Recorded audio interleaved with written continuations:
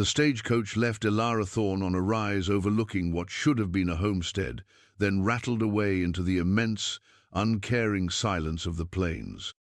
Dust, fine as milled flour, settled on her worn valise and the shoulders of her dark travelling dress. Below, where the land dipped into a shallow basin, a jagged black scar marred the tawny grass. Smoke, a mere whisper against the enormous sky, still curled from the ruins. Her heart, a frantic bird caged in her ribs, beat against the bars. This was not the welcome she had envisioned, not the modest cabin promised in Mr. Asa Coleman's letters penned in a surprisingly neat hand that spoke of good timber, a spring nearby, and loneliness he hoped she might ease. She descended the rise, her boots unsteady on the loose scree. The air grew acrid, thick with the scent of charred wood and something else, something sickeningly sweet that turned her stomach. The cabin was gone. Only a few blackened timbers stood like skeletal fingers, pointing at the indifferent blue. A warped metal stovepipe lay twisted in the dirt. Beside it, what looked like a cast-iron skillet, cracked clean in two. Numbness warred with a rising tide of panic. She had spent every last cent on the passage west, on the ticket for this stage that had deposited her into desolation. There was no one here, no Asa Coleman. Just the wind, keening through the scorched remains like a mourner.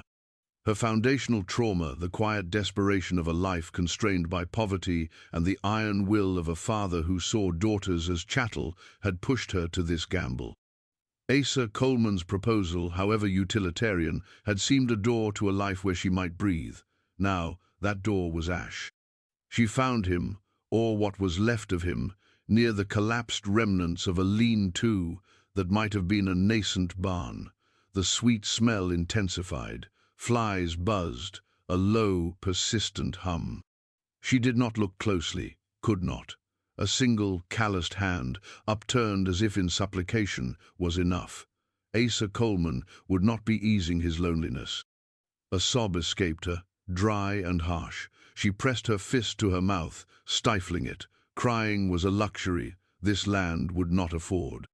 She was alone, utterly and terrifyingly alone, in a place that seemed actively hostile to life. Night fell with the suddenness of a dropped curtain. The temperature plummeted. Elara huddled in the lee of an unburnt rock outcrop some distance from the ruin, her valise clutched to her chest. It contained little of practical value, a change of clothes, a small Bible, a locket with a faded photograph of a mother she barely remembered, and the carefully folded letters from Asa, useless now. The first days were a blur of fear-driven activity. Thirst drove her to find Asa's spring, a muddy seep half hidden by willows, a quarter-mile from the ruin. She had no tools but her hands and a small, sharp rock she found. She dug, widening the seep until clear water trickled. Hunger was a dull ache. She found a few withered berries on a bush, recognized from a tattered almanac her father once owned. They were bitter, but they were food. She salvaged what she could from the wreckage. The cracked skillet, useless for cooking, became a shallow basin for water. A scorched blanket, reeking of smoke but largely intact, offered meager warmth. She found no weapons, no food stores that had survived the blaze. Whoever did this had been thorough, or perhaps the fire had consumed all.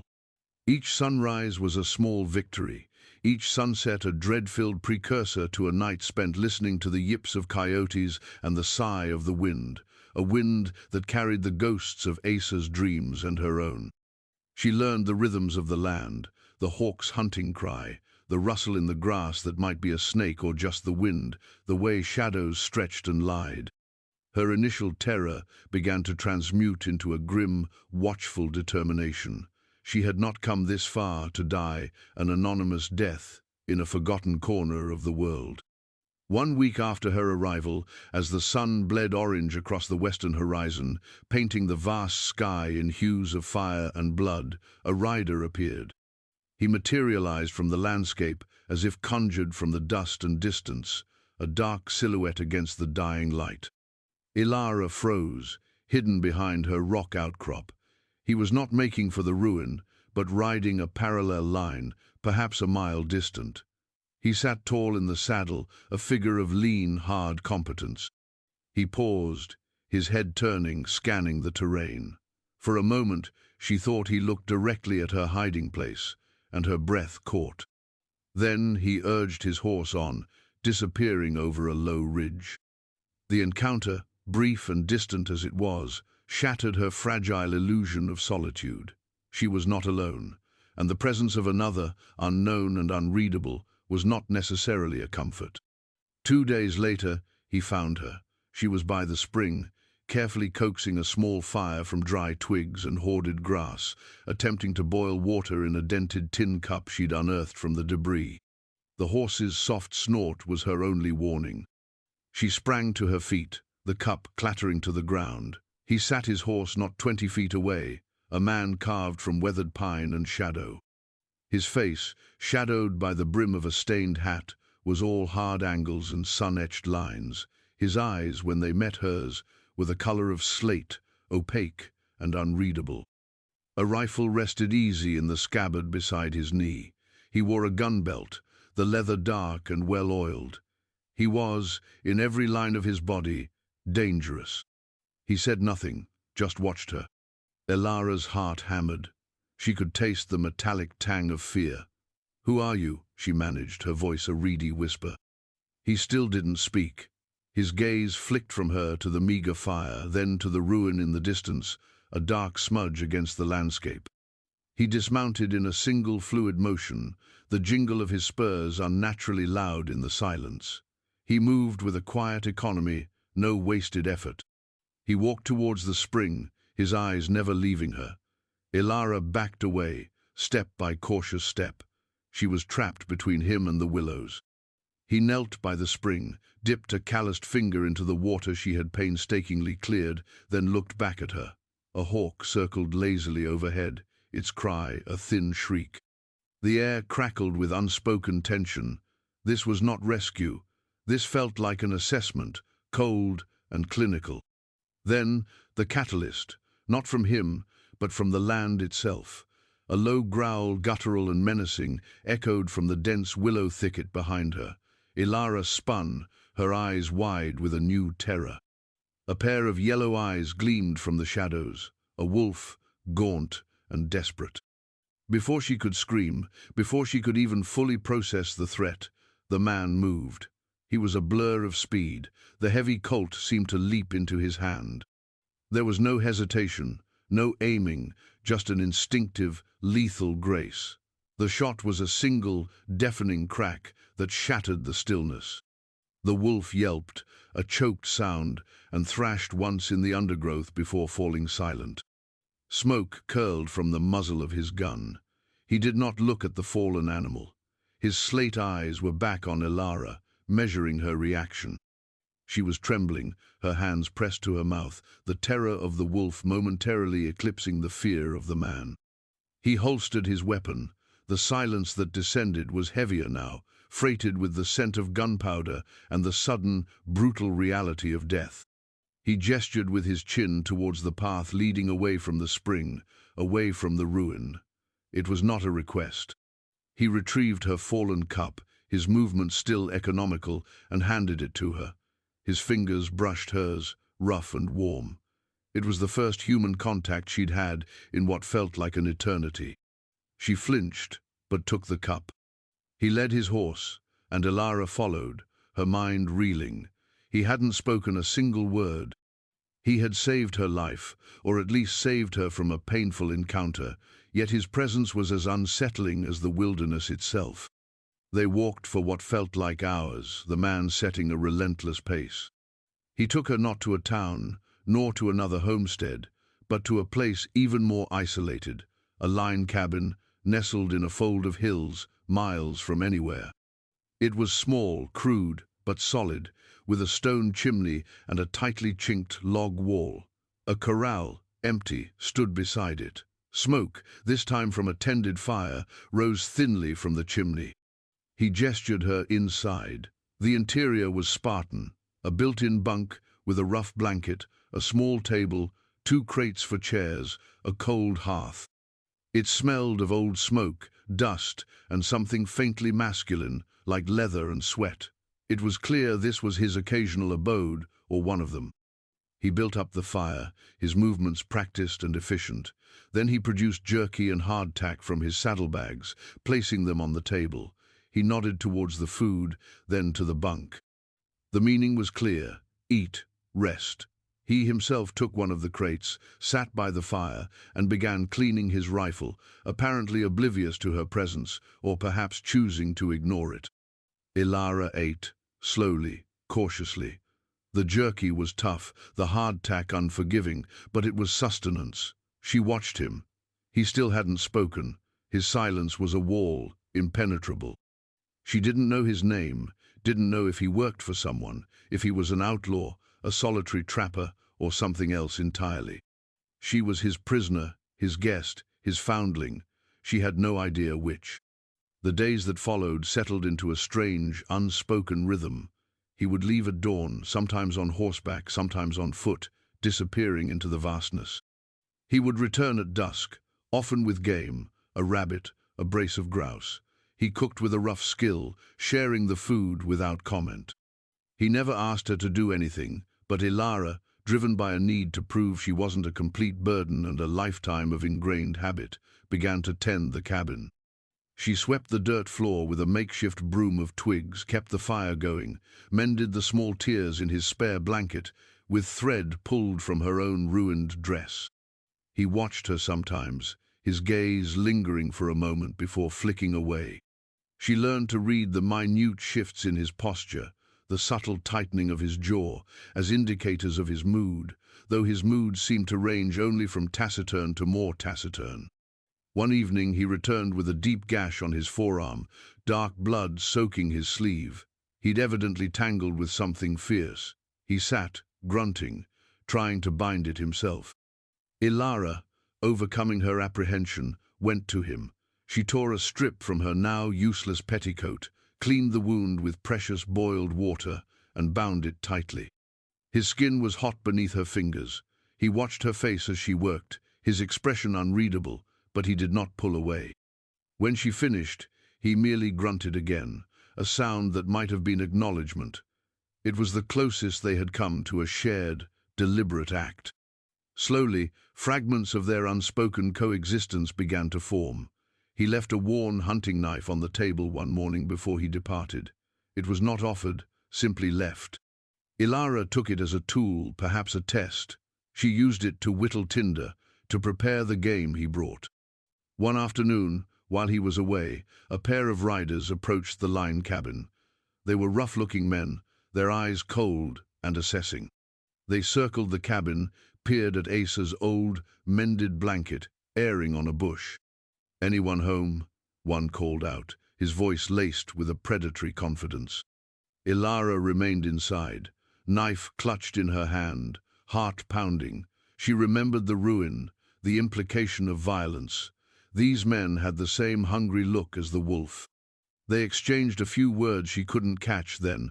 Apparently deciding the cabin was empty or not worth their trouble, they rode on, heading vaguely in the direction of Asa Coleman's claim. The encounter left her shaken, the fragile sense of security she'd begun to feel utterly shattered. When the silent man returned that evening, she tried to tell him, her words tumbling out, disjointed. Men, riders, they looked. He listened, his expression unchanging, but his eyes narrowed slightly. He walked to the door, scanned the horizon where the men had disappeared.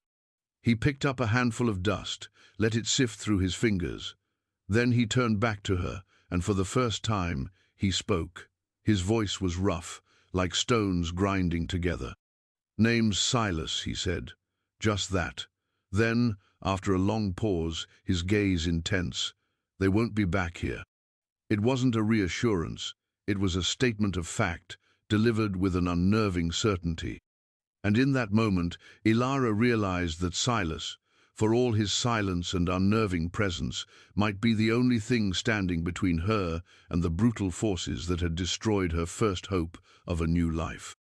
Silas began to take her with him on some of his shorter excursions, not to hunt, but to check snares or scout nearby waterholes. He never explained why. Perhaps he didn't trust leaving her alone after the riders. Or perhaps it was something else, an unspoken acknowledgement of her presence in his solitary world. She learned to move quietly, to read sign, a broken twig, a faint track in the dust. He taught her, not with words, but by example, by a pointed finger, a subtle gesture. One day, he led her back towards the ruin of Asa Coleman's cabin. The place was as desolate as she remembered, the blackened timbers stark against the sky. Silas walked the perimeter, his eyes missing nothing. He knelt where Asa's body had lain, now just disturbed earth. His face was grim. Coleman was a good man, he said, his voice still raspy. Quiet, kept to himself. He looked at Ilara. These lands, they draw bad types, men who take. He found tracks near the cold ashes, fresher than the ones from the initial attack. The tracks of shod horses, 2, maybe 3 riders, similar to the ones who had approached the line cabin. They came back, Ilara whispered, a chill tracing her spine. Silas nodded slowly, looking for anything left or making sure no one talks. His gaze was distant, hard. They'll be bolder now, thinking the place is truly abandoned. The threat, which had been a shadowy fear, began to coalesce. These were not random acts of violence. These were predators, circling. Silas's vigilance intensified. He spent more time cleaning his weapons, his movements precise and deadly. He started teaching Ilara to use the old, heavy revolver he carried as a backup, a Remington even older than his Colt. Her hands shook the first time she held it, the cold metal, a heavy weight of responsibility. Point, squeeze, don't jerk, he instructed, his words clipped. The recoil nearly knocked her off her feet, but she persisted, driven by a cold fear and a burgeoning anger. Anger at the men who had shattered her life before it even began. Anger at her own helplessness. The reckoning came not at the line cabin, but back at the ruin. Silas had decided they needed to know if the raiders considered the Coleman claim truly theirs now, or if they were just passing through. It was a risk, but he seemed to believe it necessary. They approached under the cover of a moonless night, moving like shadows. 3 men were camped amidst the charred remains, their fire a brazen insult to Asa's memory. They were loud, drunk on stolen whiskey, their laughter coarse and cruel. Ilara recognized 2 of them as the riders who had come to the line cabin. Silas stationed Ilara behind a cluster of rocks that offered a good view and some cover, the old Remington clutched in her trembling hands. "Stay down. Don't shoot unless they see you, unless I'm down." His orders were stark. Then he was gone, melting into the darkness. Ilara watched, her breath held captive in her chest. Minutes stretched into an eternity, punctuated by the raiders' boisterous talk. She could hear them boasting about other exploits, other victims. One of them, a big, bearded man, spoke of teaching that sodbuster Coleman a lesson about settling on land they considered theirs for the taking. The attack was sudden, brutal, and terrifyingly efficient. Silas emerged from the shadows like a vengeful spirit. The first shot from his Colt was a thunderclap, and one of the men by the fire screamed, clutching his leg. Chaos erupted. Shouts, curses, the flash of muzzle fire. Silas moved with a predatory grace, using the darkness and the ruined structures as cover. Another raider went down, a silent slump to the ground. The big, bearded man, the leader, roared in fury, firing wildly into the night. A bullet whined past Ilara's head, thudding into the rock beside her, showering her with stone chips. Terror, cold and sharp, pierced through her. The bearded man was advancing, his silhouette huge against the flickering firelight, heading towards Silas's last known position, a position that was dangerously close to Ilara's own hiding place. Silas was pinned down, exchanging fire. Ilara saw her chance, or perhaps her necessity. The Remington felt impossibly heavy. Point, squeeze, Silas's voice echoed in her mind. She raised the gun, her arms shaking, and aimed at the broad back of the advancing raider. She fired. The kick sent a shockwave up her arm. The roar of the gun deafened her. For a horrifying second, she thought she'd missed. The man stumbled, grunted, but kept moving. Then he faltered, swayed, and crashed to the ground like a felled tree. Silence descended, absolute and terrifying, broken only by the crackle of the raiders' fire and Ilara's ragged breathing. Silas emerged from the darkness, his Colt still in hand. He checked the fallen men, his movements economical. 2 dead, 1 wounded, and moaning. He disarmed the wounded man, his face a mask of grim efficiency. He walked over to Ilara. She was still crouched behind the rocks, the heavy Remington on the ground beside her, her hands shaking uncontrollably. He knelt in front of her. His slate eyes searched hers in the dim light. "You all right?" he asked, his voice softer than she'd ever heard it. She could only nod, tears finally streaming down her face, tears of shock, fear, and a terrible, grim triumph. She had taken a life. The knowledge settled into her bones, cold and heavy. Silas didn't offer platitudes. He simply reached out and gently took the old Remington from where it lay. His fingers brushed hers again, a brief, grounding contact. He then helped her to her feet. The confrontation with the raiders, the men who embodied the predatory opportunism that had shattered her arrival, was over. The primary source of the immediate threat, the men who had murdered Asa Coleman and would have undoubtedly done worse to her, were neutralized. Ilara stood amidst the ruins of Asa's dream, the acrid smell of gunpowder now mingling with the old scent of char. She had faced death and delivered it. The woman who had arrived weeks ago, hopeful and naive, was gone, burned away like the cabin. In her place stood someone harder, someone who knew the terrible cost of survival. Silas dealt with the wounded man with a grim pragmatism, tying him securely. He'll answer to a judge, if there's one to be found. If not, he left the sentence unfinished, the implication clear in the harsh set of his jaw. The dead would be buried come morning, unmarked graves for unmarked men. The immediate aftermath was a period of stark reality. Silas methodically cleared the site, his movements efficient, his face unreadable. Ilara helped, her earlier shock giving way to a numb sort of purpose. They worked through the dawn, the rising sun casting long, unforgiving shadows over the scene of the night's violence. The physical toll was exhaustion, a deep ache in her bones. The emotional toll was a hollow space inside her, where innocence had once resided. They did not return to the line cabin immediately. Instead, Silas made a rough camp a mile or so from the ruin, in a defensible dip in the terrain. He seemed to need to ensure the area was truly secure. The silence between them was different now. It was no longer the silence of strangers, but of 2 people who had passed through a crucible together. It was filled with unspoken understanding, with the shared weight of what they had done, what they had survived. One evening, as they sat by a small fire, Silas finally spoke of his own past, not in a torrent, but in broken fragments, like shards of pottery.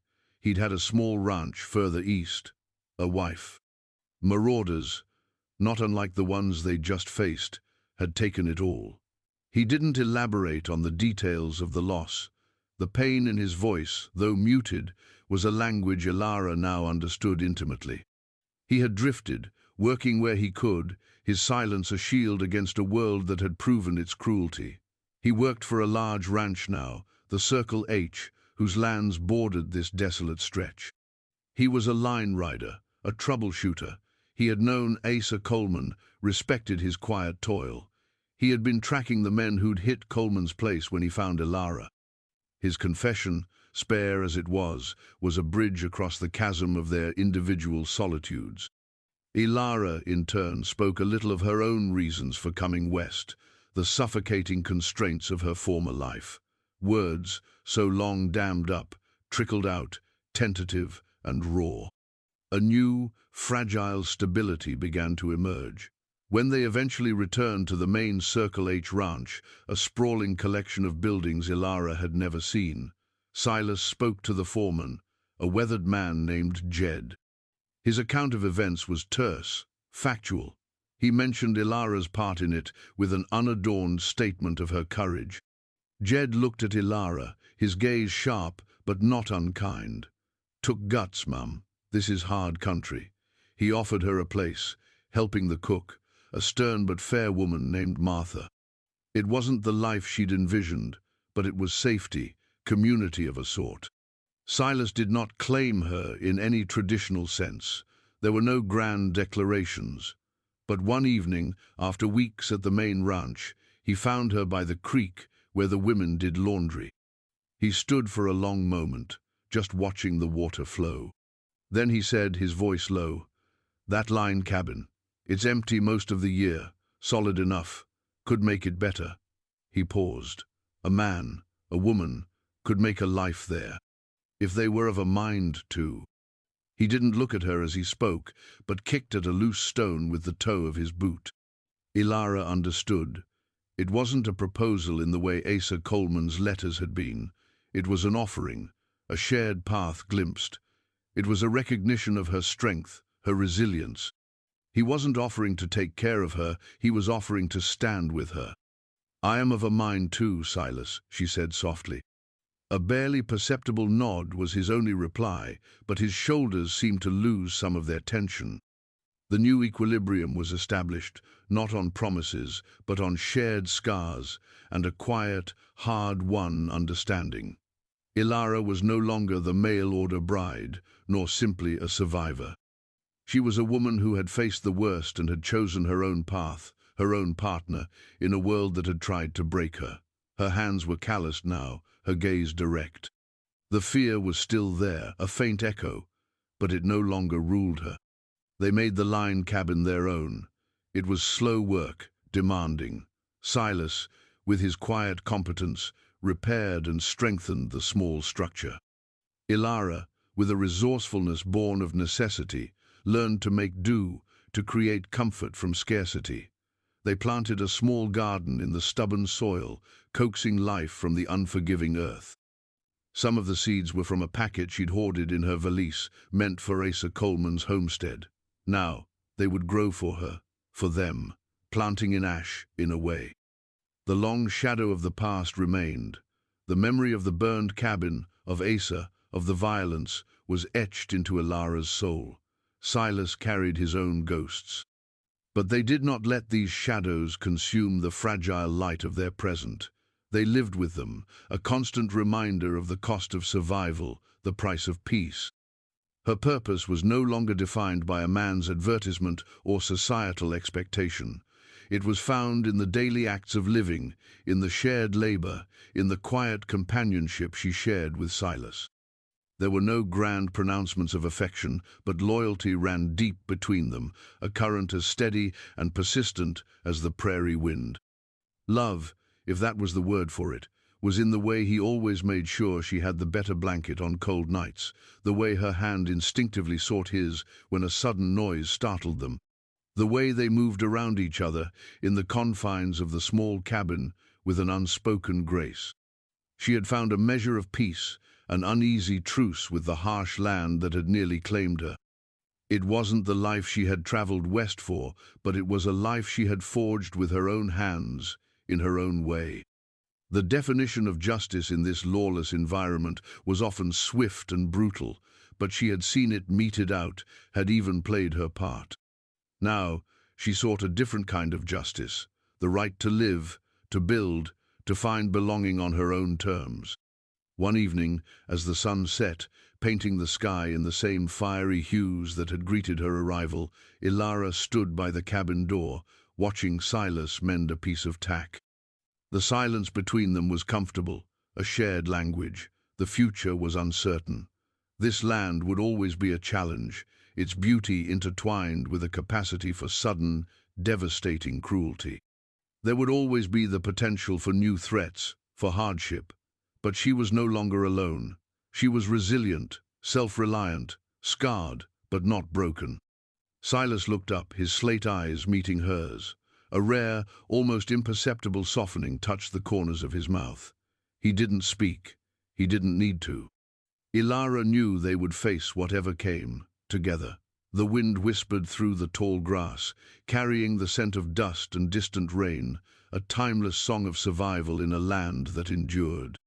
And in that endurance, Ilara Thorne, who had arrived as a mail-order bride to a scene of devastation, found her home.